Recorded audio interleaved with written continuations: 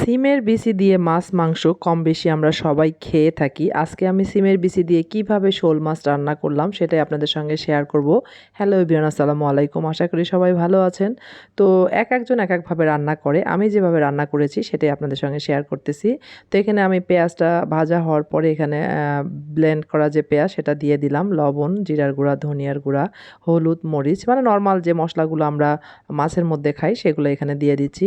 দিয়ে মশলাটা একটু নেড়েচেড়ে নিয়ে আমি ঢেকে দেব। প্রথমে একটু কষিয়ে নেব, আগে ঝোলটা দেব না। তারপরে এটা যখন ঢেকে দেব, তারপরে এটা আবার ঢাকনাটা খুলে ফেললাম, ফেলে একটু নাড়াচাড়া করে আর একটু পানি দিয়ে দেবো। দিয়ে মশলাটা ভালো করে একটু কষে নেব, কারণ মশলা যদি কষানো না হয় তাহলে কিন্তু খেতে ভালো লাগে না, গন্ধ আসে একটা তরকারির। তো যাই হোক, মশলাটা কিন্তু কষানো হয়ে গিয়েছে। এরপরে মাছটা আমি ছিলে ধুয়ে রেখে দিয়েছি।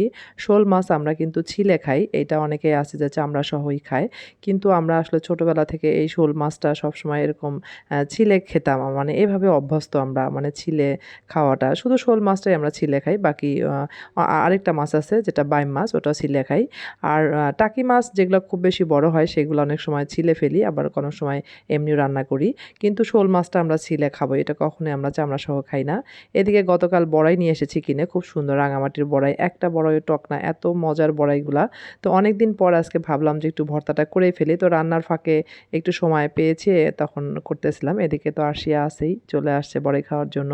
তো বড়াইগুলো ও আবার চিনি দিয়ে খাচ্ছিল, মানে ও একটু টক হলেও খেতে পারে না। তো বড়াইগুলো কিন্তু অত টক না, মিষ্টি ছিল। তো এর ফাঁকে আবার মাছগুলো দেখতেছিলাম যে কষানো হয়ে গেল কিনা, মানে কষানো না, এটা একবার হওয়ার ঝোল দিয়েছি।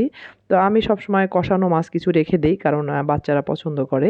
এদিকে বড়াইটাও হয়ে যাচ্ছে মাখা। তো এখানে আমি কাঁচামরিচ, বেশি কিছু দিলাম না, কাঁচামরিচ লবণ দিয়ে একটু ভর্তা করে নিলাম। তারপরে এর মধ্যে দিয়ে দেবো হচ্ছে ধনিয়া পাতা আর সরি, সরিষার তেল। তো সরিষার তেল দিলে কিন্তু খুব সুন্দর একটা স্মেল আসে। তো ধনিয়া পাতাটা একটু কুচি কুচি করে কেটে দিলাম, দিয়ে এর মধ্যে সরিষার তেল দিয়ে একটু চিনি দেবো আমি, যদিও খুব বেশি টক নেই, তারপরেও চিনি একটু দিলাম, মিষ্টি সুন্দর একটা মানে যাতে টক টক ভাবটা না থাকে। তো দেখতেই পাচ্ছেন এত সুন্দর হয়েছে বড়ই মাখাটা, এত মজা হয়েছে। যাই হোক, তারপরে কষানো মাছগুলো তুলে রাখলাম, এরপরে সিমের বিচিগুলো এর মধ্যে দিয়ে দিলাম। তো সিমের বিচি দিয়ে কিন্তু আমি মুরগির মাংস খাই, খুব মজা লাগে এটা খেতে। তো এই তরকারিটা আসলে অনেক বেশি মজা হয়, বাচ্চারা খুবই পছন্দ করে। আরশিয়া তো আজকে 2 প্লেট ভাত খেয়েছে এটা দিয়ে, শুধু সিমের বিচিটা দিয়েই খেয়েছে সে, সিমের বিচি তার অনেক বেশি পছন্দ। তো এখানে আমি টমেটো দিয়ে দিলাম, দিয়ে আর একটু নেড়েচেড়ে এটা কষে নেবো আগে, তারপরে হওয়ার ঝোল দিয়ে দেবো। আর সিমের বিচি তো সিদ্ধ হতে খুব বেশি সময় লাগে না, খুব দ্রুত সিদ্ধ হয়ে যায়। তো যেটা বললাম যে আরশিয়া শুধু মাছ ছাড়া সিমের বিচি দিয়ে সে ভাত খেয়েছে, সে এত পছন্দ, ওর জন্যই আমি সিমের বিচি কিনি। ও এমনি লবণ দিয়ে সিদ্ধ করে খায়।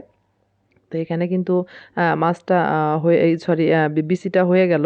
তো এর মধ্যে আমি এবার ঝোল দিয়ে দিলাম, হওয়ার ঝোল দিয়ে একটু বলক আসা পর্যন্ত অপেক্ষা করব। তো এর মধ্যে আমি খুব বেশি মাছ দেব না, 3-4টা মাছ দিয়ে দিলাম, আর বাকি তো কষানো আছেই। আর কষানোর যে ঝোলটা সেটা তো এর মধ্যে আছে, এটা এমনি খেতে অনেক বেশি মজা লাগে। তো এর মধ্যে আমার যে স্পেশাল মশলা ওইটা দিয়ে দিলাম, দিয়ে এটা এখন কিছুক্ষণের মধ্যে নামিয়ে ফেলবো। তো নামিয়েই ফেললাম, আলহামদুলিল্লাহ খুবই সুন্দর হয়েছে।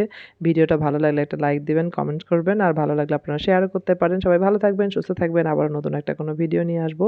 আল্লাহ হাফেজ।